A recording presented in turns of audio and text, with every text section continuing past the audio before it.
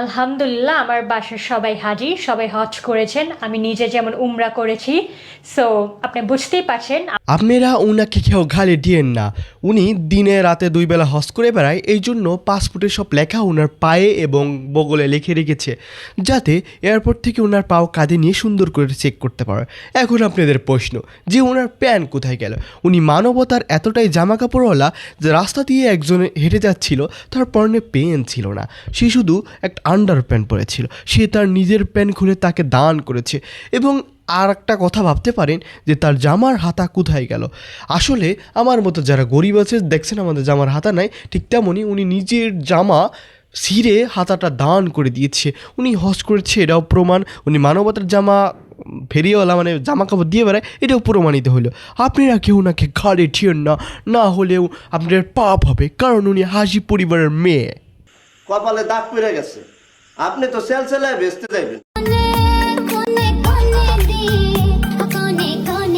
জীবনে বনপরীর গল্প শুনেছেন, বন পাঠার গল্প শুনেছেন? শোনেন নাই, আজকে শোনাচ্ছি। ইনি হচ্ছে বন পাঠা।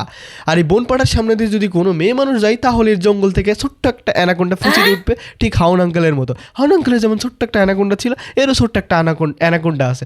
আর পিছনে গরু বাঁধা। কোনো গরমে যদি গরুটা ছুটতে পারে, তাহলে ওর কী অবস্থা হবে? যে পাতা দিয়ে জামা কাপড় বানানো, এই পাতা যদি কখনো খুলে পড়ে যায়, ওর অ্যানাকোন্ডা দেখেই গরু নিজের যান বাঁচানোর জন্য এই বাংলাদেশ ছেড়ে 1 লাফ দিয়ে হাঁস পার্কে চলে যাবে।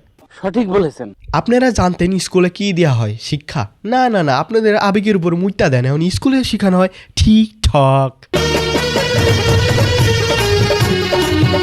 স্কুলে এখন শেখানো হচ্ছে যে মেয়ে মানুষ বড় হয়ে কিভাবে নাগিন হয়ে ধ্বংসন করবে।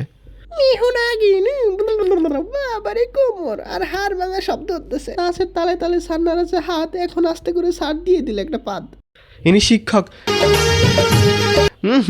ওনারা কি দেখে নাগিন মনে হচ্ছে? তাও না, একে দেখে মনে হচ্ছে গুইসাপ। সৌদি আরবে সেই সান্ডার পুষ্টিহীনতা ভুগা সেই ছোট্ট ভাইটা বাংলাদেশে এখন এসে নাগিনের রূপ ধারণ করতেছে। हमारे पिछवाड़े में 4 डंडे में अलग से मारता, सही बता रहा हूँ। আমার কষ্ট কেউ বোঝে না, আমার কষ্ট কেউ বোঝে না, কাঁদে রে। ওদের দুঃখ কষ্ট বোঝার কেউ নাই, আমিও নাই। চোখের সামনে দিয়ে এই অমানুষ দুইটা কিভাবে পাগল হয়ে যাচ্ছে, ওদের জন্য কিছুই করতে পারলাম না। ওরা নয় বিষ্ণু একটু হিসু করেছিল, তাই চাচি আম্মা এত মায়ের দিবেন যে হালার পুত্রা পাগল হয়ে গেছে। এইসব কর্মকাণ্ড দেখা মির্জা গালিব আমার পার্সোনালি কইছিল, তুমি বাঙালি, ভিডিও বানাও, ভিডিওতে দিও না কো গালি।